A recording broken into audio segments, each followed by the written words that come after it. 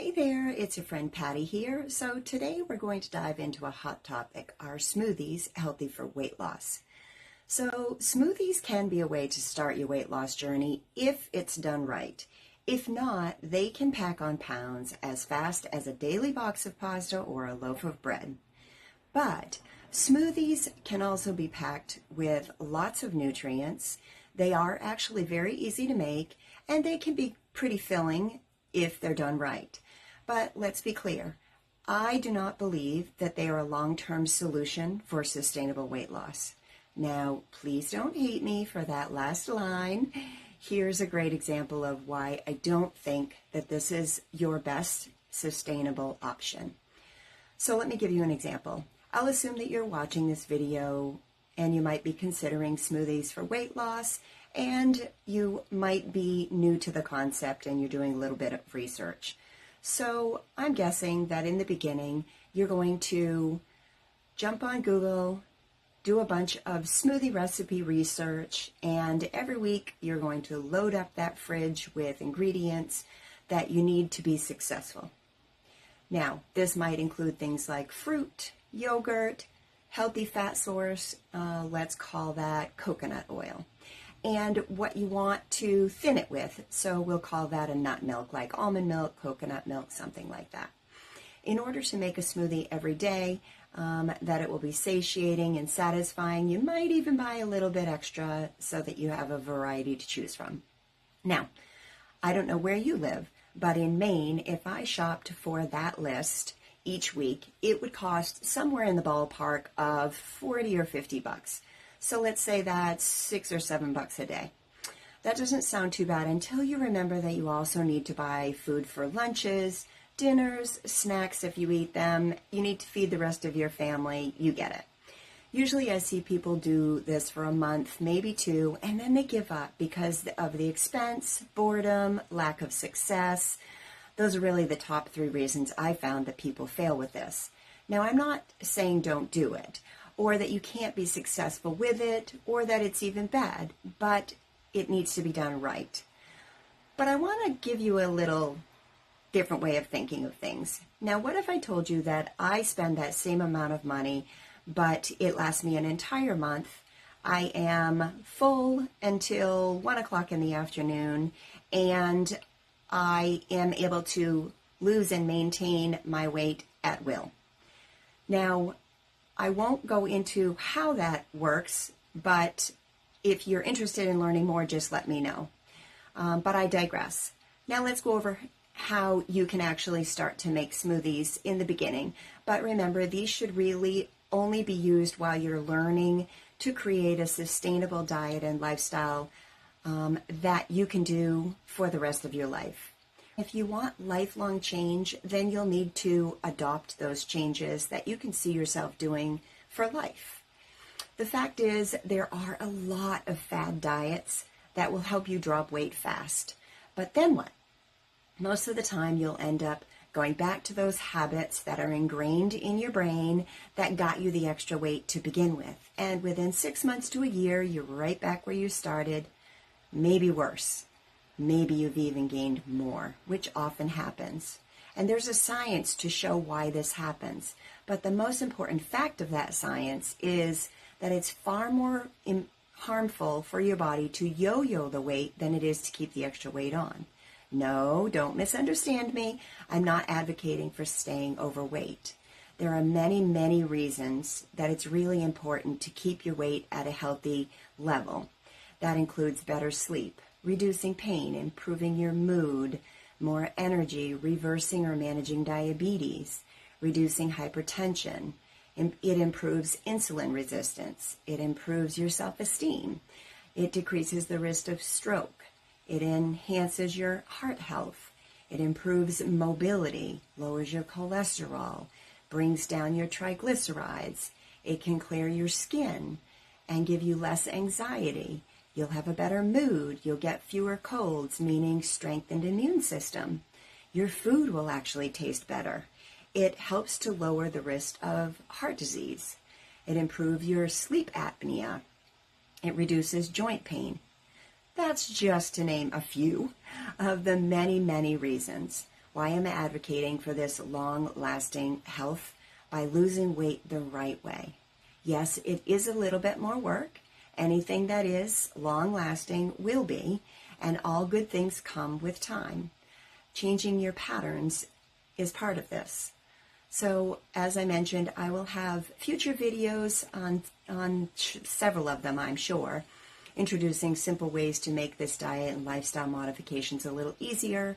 In fact, that's actually my wheelhouse. I've been coaching for the last 10 years, and I'm proud to have helped thousands of women learn to understand their bodies better and empower them with the knowledge to live their best life in their best body.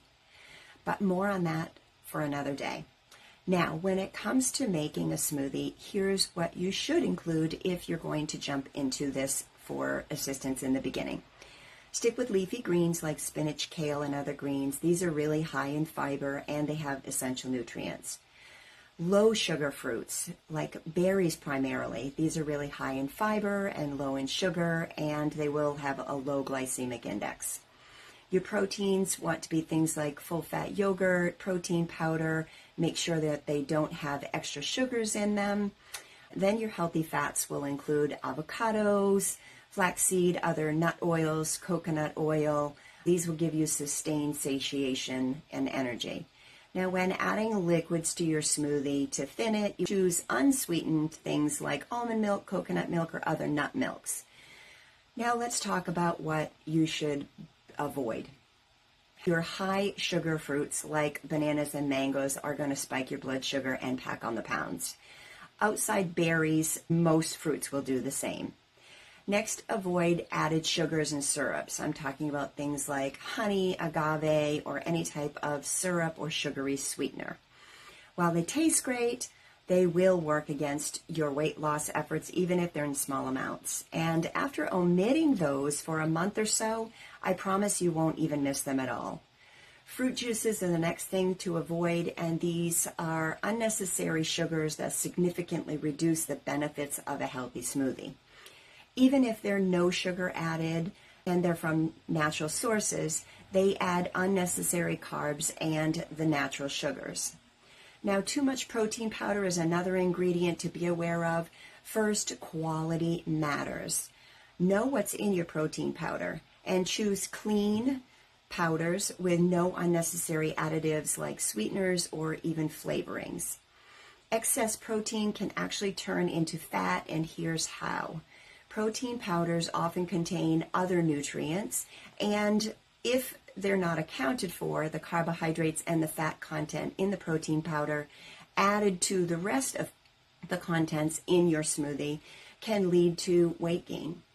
This is where a lack of physical activity will also make a big impact. So when energy demand is low, meaning you're inactive, extra protein can be converted into glucose and eventually stored as fat. The same principle applies to the fat and the carbs in the rest of your smoothie. So the body only needs a certain amount of energy provided by your food or the fat on your body for energy and daily survival. Whatever is left over naturally will be converted to fat, and it's stored in the midsection of the body. Yes, it shows up as that pesky muffin top. Society has unfortunately gotten away from the concept of eat to live, and so many now live to eat. While you should absolutely love and enjoy your food, don't choose your food for entertainment or short-term gratification.